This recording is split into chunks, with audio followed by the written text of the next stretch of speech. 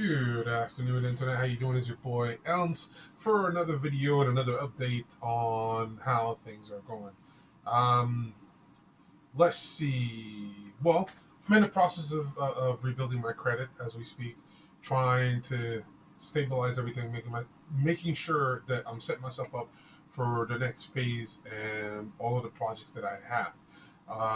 That being said, everything's really just being pushed on the back burner until I can get some improvements done on my credit report so I can start applying for certain loans and moving forward with ideas that I have. Um, so that being said, moving on to the next subject, the journal for the SAIS, the Southern Association for Information Systems. I still haven't done the literature review, but I plan on doing it over this weekend. Once I have that taken care of, then it's just a matter of updating the paper and submitting it for a journal. They already invited me to submit, so I don't think I will have an issue of getting it published. I just need to make sure I update the current paper that I have, that I polish everything, make sure it looks good, and then submit new data, new and relevant data to make it interesting. So it's not just a repeat of the conference. That being, I keep saying that being said. After that, I went ahead and dropped off one class. That my kids got sick twice, and because of that, it really affects my time in regards to school. So to lighten up the load, I went ahead and I dropped the class, and it was before the deadline for it to really affect my grades. So it will show up as a W, but it won't affect my GPA. So I went ahead and I dropped one class, which is lighten my workload, which is better because now on the daily I have my kids here in my apartment, and I help them through the daily learning from home because they can't go to school while they're sick, and I can't go to school while they're sick because I'm the one taking care of them and I drive them off every day. So I'm sitting here. In the morning, I pick them up from home, from their mom's house, and I bring them over here, and pretty much I wash them, and I you know, I'm their IT guy pretty much. So every time something happens, they get disconnected, their Zoom have any type of issue. So I go ahead and I fix that. And I also help them with little questions they may have if the teacher is not available. While I myself, I do work and I practice coding, which leads me into the next subject. The company that I'm trying to work for, that I just finished 3 rounds of interviews for, wants to do another set of interviews. Um, they said they want to collect more data about my knowledge in regards to coding and data structures and so forth. And I don't know if they have realized that I'm new to coding. I practice the hell out of my Python, and I did a lot of HackerRank, and I was hoping that I was able to mask the fact that I just started coding, about January this year, about January this year, pretty much. I just started coding and I started learning Python January this year, and I learned Java about fall last year. Summer and fall last year, I learned about Java. So I guess they probably noticed that, and they wanted me to come back and to assure their decision. I think that's what it is. So I'm gonna go ahead and take this as a second chance. Um, at least those are my assumptions. I don't know if that's what it is. Again, my friends are telling me that is basically they're probably down to two candidates and they haven't really decided who they want to hire, and then they're doing an extra round of interviews to figure out who they want to hire. And I also have another set of friends that are telling me they're just trying to figure out where they can put me or what level they can put me. But they already made the decision. Again, um, with my soldier mentality, I tend to picture the worst, and I mean, hope for the best, but prepare for the worst. So that being said, I'm gonna focus on my insecurities in a sense where I'm gonna focus and make my insecurities my strength by pushing on HackerRank, finishing the Python course on Code Academy, and I'm gonna go ahead and start not really start. I'm going to continue the computer science course in Code Academy as a reinforcement to my computer science master's degree. And you have no idea how much it helps. And this video is not sponsored by Code Academy. I just noticed that having Code Academy and following Code Academy while I'm doing the courses on campus, that I'm able to reinforce. So it's not just slides, assignments, and coursework. I also have the challenges and coursework from Coding Academy that reinforces the my knowledge and to the classes I'm currently taking, especially in regards to data structures and understanding how to manipulate them, where to best use them, how to best adjust them, and also how to go ahead and calculate the big O and big theta and all that stuff. So making sure I have those solid. Um, yeah, so that's my strategy to make sure I do well, and and what I'm assuming will be the last rounds of interviews, and then the decision afterwards will come through. As a backup plan, I have another company that I'm very interested in. Their research department. I went through one of their presentation. I did the application. I haven't received any emails yet. Hopefully, I do. Just in case the first company doesn't doesn't take me, at least I have a fallback so I can get some internship time in my system, because that's really what you need. You need that internship. You need that internship time to make those connections and to network, so that way you can transition out of your education into a job.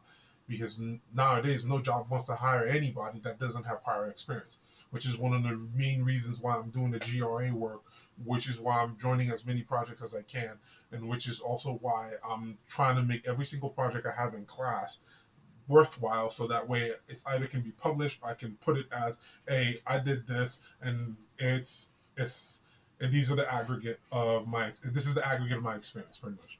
um, Anybody that's going to school, I recommend you do that. That's what I failed to do last time I went to school. The machine vision project, which is just a reminder, if you don't remember, is basically using a cell phone camera to detect the your blood pressure, systolic and diastolic blood pressure, just using transdermal optical imaging to get the blood flow in the face, to figure out the pulse, how it expands, and then translate that or feed those features into a model. Uh, um, and we're thinking CNN, a convolutional neural network, to produce that model that will give us, hopefully within plus or minus five, units of diastolic or systolic, blood pressure. Um, right now, we're in the coding phase.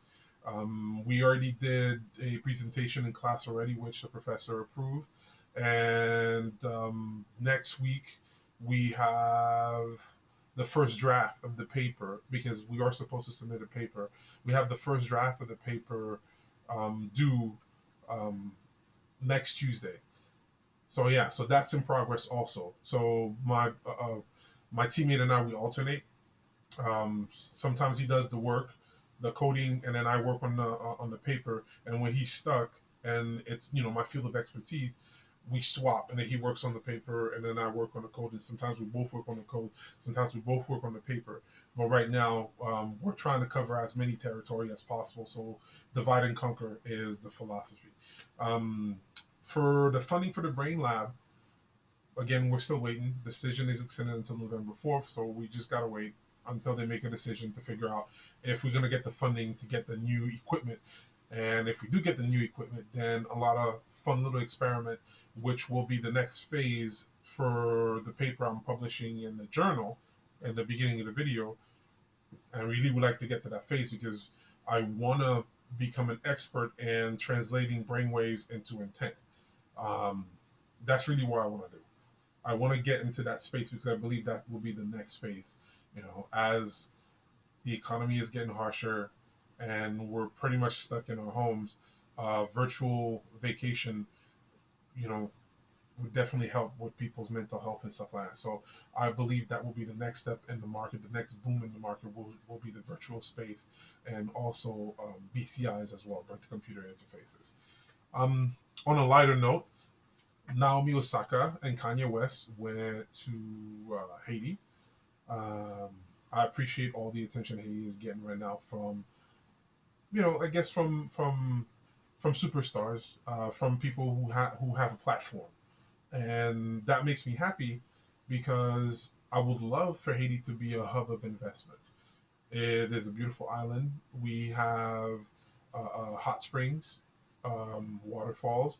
We have access to silicone, nickel, silver. We also have oil right off the coast of Haiti. We have large amounts of caves with guanos and bats and stuff like that. And we have a lot of fertile land and a lot of land that are still not too far off that we can recover and return to being fertile, to produce coffee, banana, and stuff like that. I mean, we're a tropical island. There's a lot of stuff that we can do and contribute to the global economy. And I would love for investment to come in to to to push for schools. And I'm not talking about primary and secondary school. I'm also talking about universities and technical colleges and also managerial colleges. I would love for, instead of, hey, anybody that comes over, you just buy the land, you buy the company, and the company belongs to you, and then all the money the company, or a good portion of the money that the company makes, goes back to the investor's home country. I would love to see a partnership instead, a requirement, just like Korea and Japan. If you want to open a company, you're gonna have to partner up with a Haitian counterpart, where yes, you get a portion of the profits, but the other half, or the larger portion of the profit, stays into the economy, feeding it into a positive loop. That's what I would like to see.